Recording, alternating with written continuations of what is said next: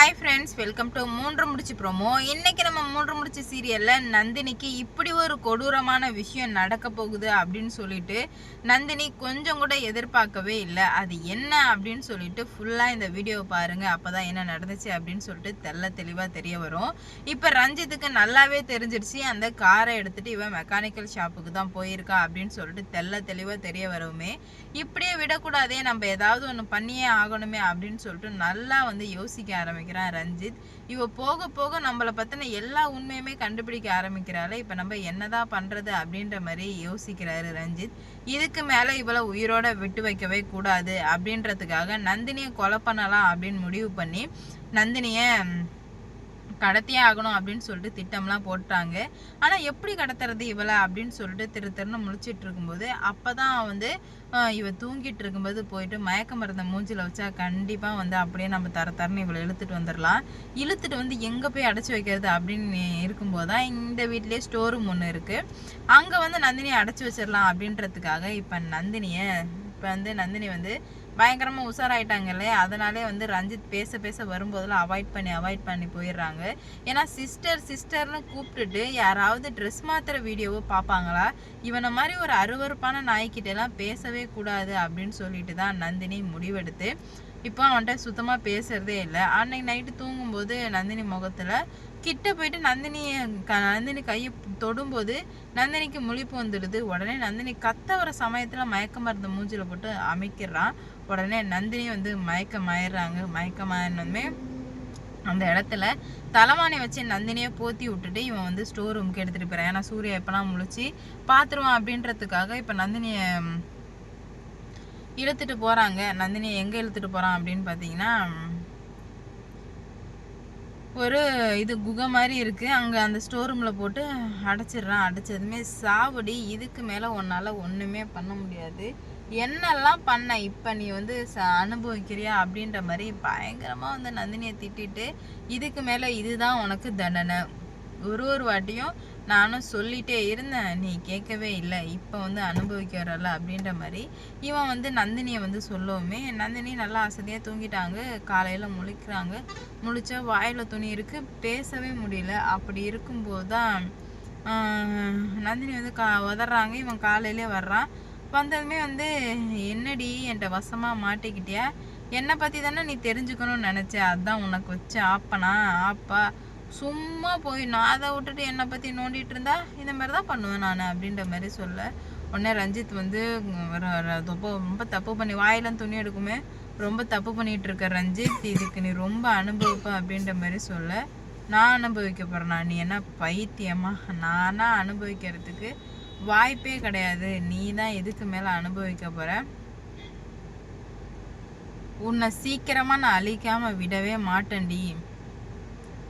உன்னை எப்படி அந்த ஹேமாவை கொலை பண்ணணும் அதே மாதிரியே உன்னை கொலை பண்ணி காட்டுறண்டி அப்படின்ற மாதிரி சவால்லாம் பயங்கரமா விடவுமே நந்தினிக்கு படபடன்னு ஆயிடுச்சு. பைத்தியகாரத்தனமா எந்த இதுவும் பண்ணாத அப்படின்ற மாதிரி சொல்ல,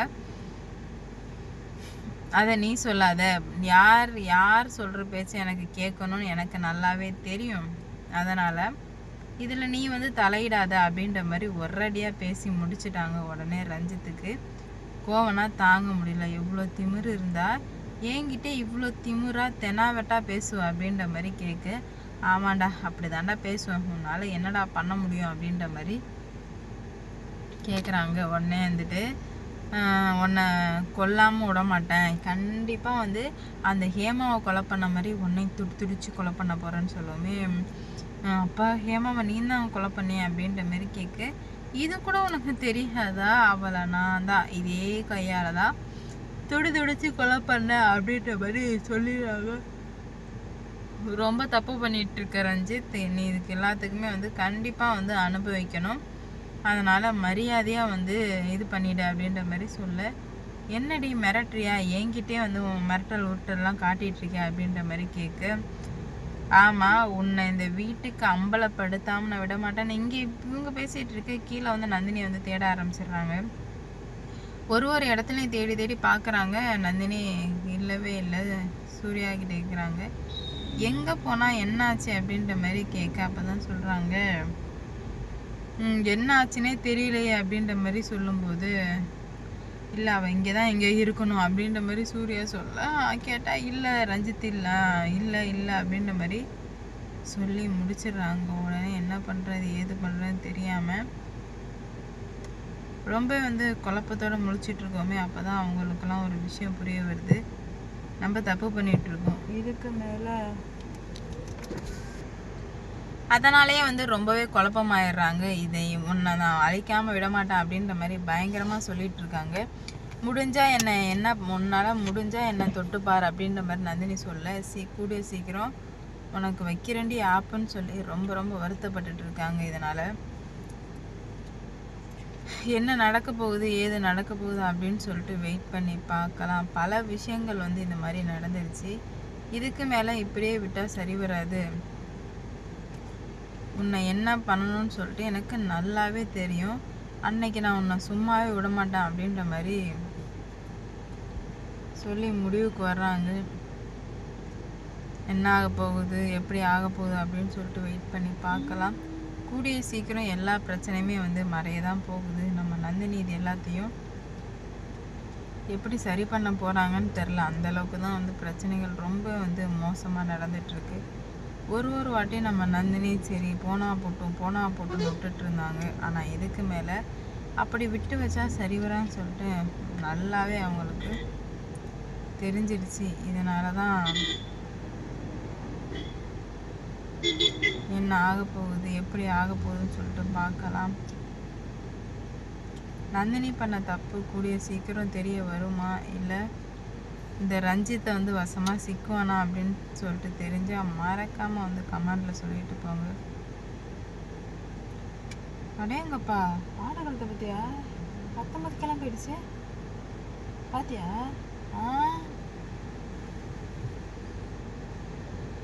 பரவாயில்லையே.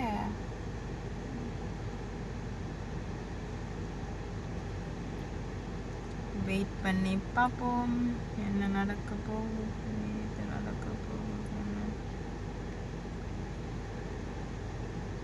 எதுக்கு இந்த சவுக்கு இதை வளர்க்குறாங்க தெரியலையே. எதுக்காக வளர்க்குறாங்க? சவுக்கு மரம் பேரே ஃபஸ்ட்டு ஒன்று தெரியாது. வேலை செய்யும்போது கட்டட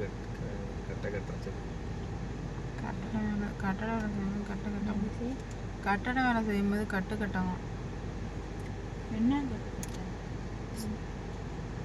எம்மா பெரிய பழத்தை பேரு அதுக்குன்னு ரொம்ப பெருசாக வாங்கிட்டவங்களே.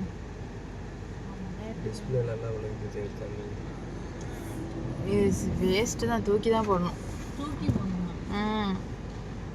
தண்ணி இல்லைல்ல, அதான் இதுதான் தண்ணி குடிக்கணும்.